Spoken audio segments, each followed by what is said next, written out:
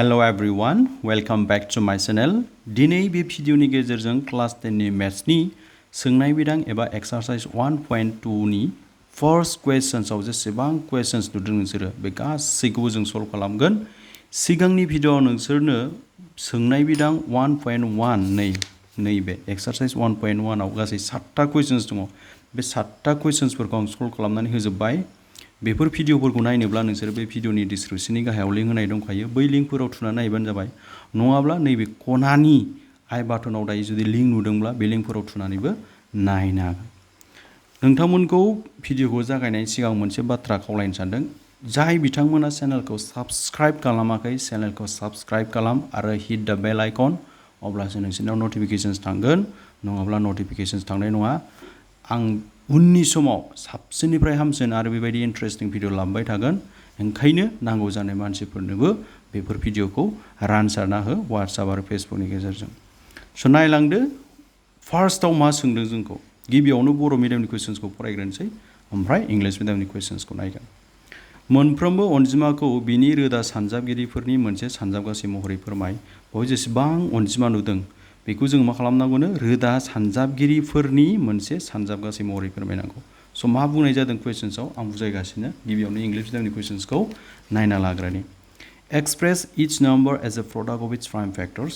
जों मा खालामनांगौ बाव मोनफ्रोमबो नाम्बार्सफोरखौ product of its prime factors हिसाबै एक्सप्रेस खालामनांगौ। स' बे एन्सारखौ जागायनायनि सिगां सल्युशन्सखौ जों खालामनायनि सिगां गिबियावनो जों बुजिनांगोन रोदा अनजिमाया मा, प्राइम नाम्बारा माखौ होनना बुङो। इंलिशआव प्राइम नाम्बार होनो, बर'आव रोदा अनजिमा होनना बुङो।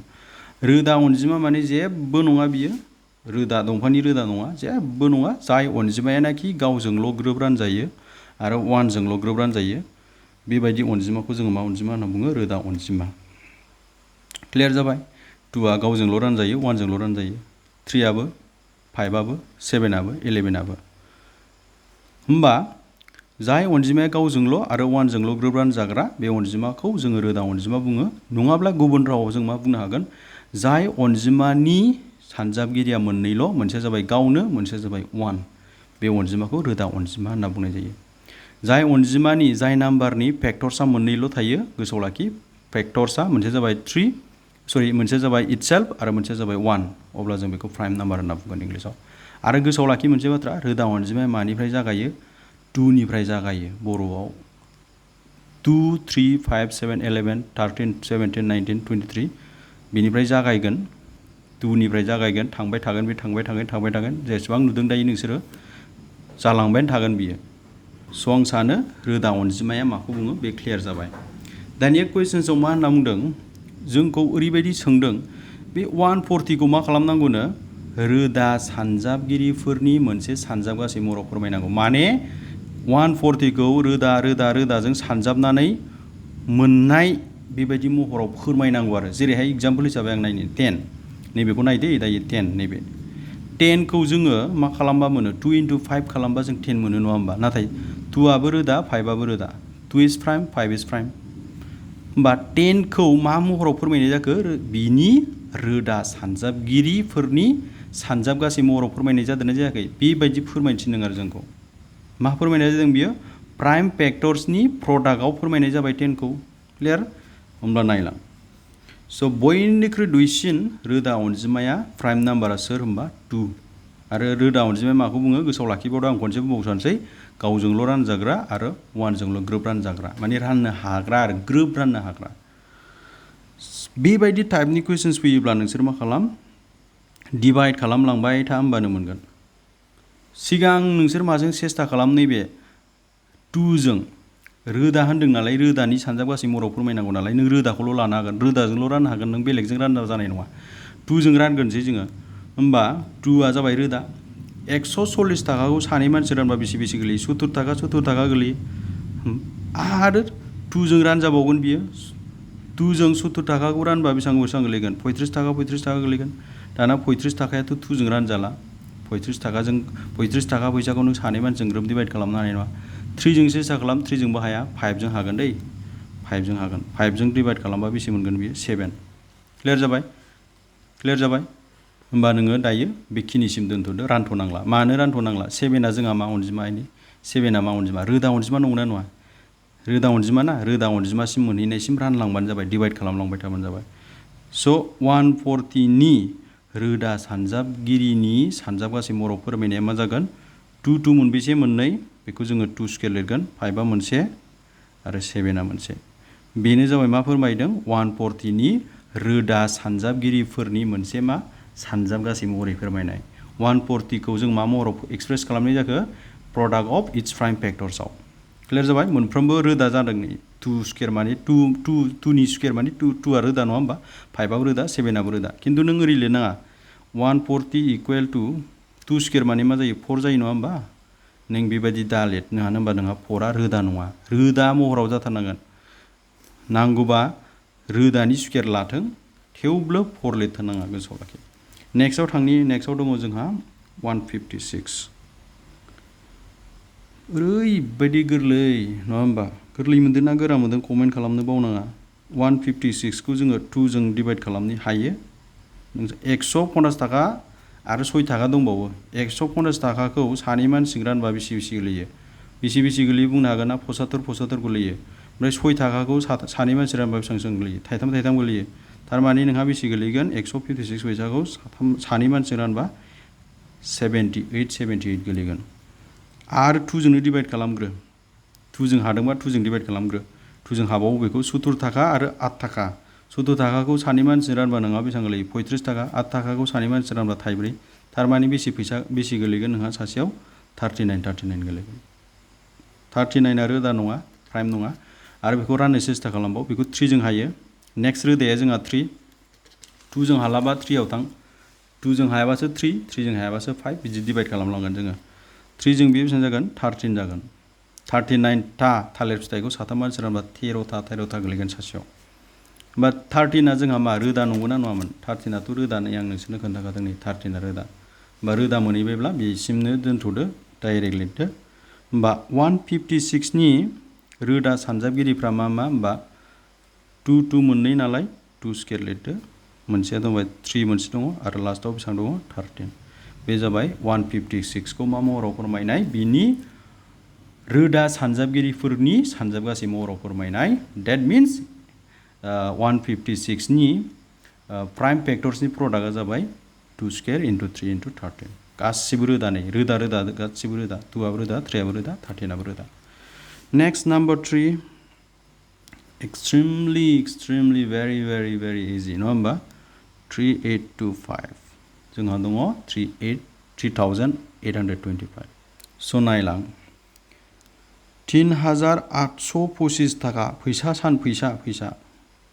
सानब्लानो डिभाइड खालामनाया राननाया गोरलै जायो बे 5 थायोब्ला लास्टआव जेराव 5 दङ जे माब्लाबाबो 2 जों डिभाइड खालामजाया जेब्लाबो गोसोआव लाखि 3 5 7 जों हायो लास्टआव 5 थानाय अनजिमाया माजों हायो माजों डिभाइड खालामजायो 3 नङाब्ला 5 नङाब्ला 7 जों बुजिबाय होमबा जोङो बे 3825 आ 3 जों डिभाइड खालामजायो 3825 खौ जों 2 जों डिभाइड खालामबा 1275 मोनगोन नाय नोंसोरो 1275 मोनगोन 3 जों माल्टिप्लाइ खालामबानो मोनगोन नोंसोरो 3 जों माल्टिप्लाइ खालामबा जोंहा बेसेबां जागोन बे 3825 जागोन गोसोआव लाखि ओंखायनो 3825 खौ 3 जों डिभाइड खालामबा 1275 मोनो आरो 5 फैबावबाय 3 जों डिभाइड खालामनो सेस्था खालामनि 3 जों डिभाइड खालामजायो बियो 3 जों बियो 425 जागोन माल्टिप्लाइ खालाम नोङो 425 इन्टु 3 माल्टिप्लाइ खालाम नोङो होमब्लानो नै बेखौ मोनगोन 1275 खौ क्लियर जाबाय बिथिंखौ लिरनाङा दै आं बे साइडआव खालामनायखौ 425 खौ आरो माजों डिभाइड खालामनो हागोन 3 जों हानाय नंला नायबानो नोंसोर मिथिगोन बेखौ नेक्स्ट रोदासो 3 नि उनाव सोर फैयो 5 खौ लाबोदोलाय 5 खौ बियो बेसेबां गोलैगोन 85 गोलैगोन बियो 8 इन्टु 525 इन्टु 48 आदसा थिग আছে थिग बिदिनो आरो 85 खौ 5 जों डिभाइड खालामबावदो 5 जों डिभाइड खालामजाखागोन बियो लास्टआव बेसे मोनगोन नोङो 75 इन्टु 7 यस 17 आ मा रोदा नंगौना नङा रोदा नंगौना नङा नायलाय नै 17 आ रोदा होमबा बेयावनो दोनथ'दो बेखौ डिभाइड खालामजाखाला जिहेतु 17 आ गावजोंल'सो डिभाइड खालामजायो स' 3825 नि रोदा सानजाबगिरिफोरनि सानजाबगासै महराव फोरमायनाया मा जागोन 3 मोनबेसे दङ मोननै मालाबाबो 9 लिरनाङा गोसोआव लाखि 5 मोनबेसे दङ मोननै 17 बे जाबाय मा 3825 खौ बिनि रोदा सानजाबगिरिफोरनि सानजाबगासै महराव फोरमायनाय इट इज द expression of 3825 into its prime factors product. Okay, clear जाबाय बयबो. Next आव नायनि जोङो number 4. So comment खालामनो दाबाव जेसेबां हायो नांगौ जानाय मानसिफोरनोबो शेयार खालामनो दाबाव आं नोंथांमोनखौ गले गले खावलायदों. फोरोंनायफोरखौबो बुजिदोंना बुजियाखै कमेन्ट खालामनो दाबाव. 4 नाम्बाराव दङ जोंहा 5005 दङ नै जों बेखौ सल्व खालामसिगोन 4 नाम्बाराव. स' आं दानिसो बुंखाबाय नोंसोरो लास्टआव 5 थानाया 3 नङाब्ला 5 नङाब्ला 7 जोंल' डिभाइड खालामजायो. जोङो बेखौ 5 जों डिभाइड खालामगोन. 5 जों डिभाइड खालामबा जों बेखौ 1001 मोनगोन. गोसोआव लाखि. नाय नोंसोरो 1001 जों 5 खौ माल्टिप्लाइ खालाम होमबानो नोंसोरो मिन्थिगोन आरो. दानिया आरो मोनसे बाथ्रा गोसोआव लाखिबावनांगोन नोंसोरो. लास्टआव 1 दङ जेब्ला लास्टआव 1 दङ अब्ला बियो 3 आरो 7 जोंल' डिभाइड खालामजायो. 3 आरो 7 जोंल' डिभाइड खालामजानायनि मोनसे मिनिं दङ. 3 into 7 बेसेबां जायो 21. लास्टआव 1 मोनोना जोङो. ओंखायनो जाय नाम्बारनि एन्डिंआ 1 जायो जाय अनजिमानि लास्टआव 1 थायो बे 3 नङाब्ला 7 जों डिभाइड खालामजायो. बाव 7 जों डिभाइड खालामजागोन बेयो 3 जों डिभाइड खालामजानाय नङा. गोसोआव लाखि. 7 जों डिभाइड खालामबा 143 मोनो. 143 into 7 नों मा मोनगोन 1001 मोनगोन. क्लियार? स' 143 आ आरो सोरजों डिभाइड खालामजागोन 7 जोंबो डिभाइड खालामजाया आरो लोगोसे बियो 3 जोंबो ग्रोब डिभाइड खालामजाया. होमबा नेक्स्ट रोदा अनजिमाखौ ट्राइ खालाम. जोंहा रोदा अनजिमाया मामोन आं नोंसोरनो अलरेडि खिन्थाखाबाय. नैबेथिं आं खनसे अब्लाबो लिरना बुंनोसै. 2 निफ्राय जागायो. 2 3 5 7 11 13 बेनिफ्राय जोंहा 17 19 23 बिदिनो थांबाय थागोन. स' 143 आ 2 जोंबो डिभाइड खालामजाया 3 जोंबो डिभाइड खालामजाया 5 जोंबो डिभाइड खालामजाया 7 जोंबो डिभाइड खालामनाया नों बेखौ 11 जों डिभाइड खालामनांगोन. 11 जों बियो बेसेबां जागोन 13 जागोन. अके 11 into 13 143 मोनो. नायबानो जाबाय नोंसोरो माल्टिप्लाइ खालामनानै सानजाब खालामनानै. स' 13 आबो रोदा ओंखायनो जों बेखौ डिभाइड खालामनांला बेखिनियावनो दोनथ'दो. स' 5005 नि रोदा सानजाबगिरिफ्रा मा होमबा 5 7 11 into 13 माने बेफोर गासैखौबो माल्टिप्लाइ खालामजोबा जों मा मोनो 5005 खौ मोनो. गोसोआव लाखि. स' 5005 नि प्राइम फैक्टर्सनि प्रडाक्टआ 5 7 11 आरो 13. स' लास्ट क्वेश्चन्स that is बेसेबां दङ जोंहा 7429 दङ. लास्टआव 9 दङ 3 जों डिभाइड खालामजागोन. अके जेबो गिनांगौ गैया. नङाबा 7 जों डिभाइड खालामजागोन. 7429 खौबो बिदिनो डिभाइड खालामलांबाय था. डिभाइड खालामनायखौ हानांगोन दै. जेब्लाबो गोसोआव लाखि डिभाइड खालामनायखौ हानांगोन. अब्लासो नोंसोरो बुजिगोन. 7429 खौ आङो 3 जों डिभाइड खालामबाय 3 जोंबो डिभाइड खालामजाया. 7 जों डिभाइड खालामना नायबाय आं 7 जोंबो डिभाइड खालामजाया. आं डिभाइड खालामनायखौ नोंसोरनो राननायखौ खोन्थायाखै नङाबा बहुत गोलाव जाद्रायगोन भिडिअआ. दायो बियो माजों डिभाइड खालामजायो 17 जों डिभाइड खालामजायो. जावजोंबो डिभाइड खालामजाया 2 3 5 7 11 13 डाइरेक्ट 17 जों डिभाइड खालामना होनसै. 17 जों डिभाइड खालामनानै आं मा मोनदों 437 मोनदों. माने 17 जों 437 जों माल्टिप्लाइ खालामबा नैबेखौ मोनो. आरो 437 खौ 17 जों डिभाइड खालामजाया डाइरेक्ट 19 जों डिभाइड खालामजायो. आं 19 जों डिभाइड खालामसै. 19 जों मानो डिभाइड खालामखो 19 आबो जोंहा रोदाजोंल' डिभाइड खालामलांबाय थाबानो जाबाय जेबो गैया. होमबा 19 जों 437 खौ डिभाइड खालामबा जों मा मोनो 23. 23 आ मा जिनिस 23 आबो रोदा. स' बेयावनो दोनथ'दो. स' 7429 नि रोदा सानजाबगिरिफ्रा मा होमबा 17 into 19 into 23 बे जाबाय 7429 नि खौ 7429 खौ मा महराव फोरमायनाय बिनि रोदा सानजाबगिरिफोरनि मोनसे सानजाबगासै महराव फोरमायनाय.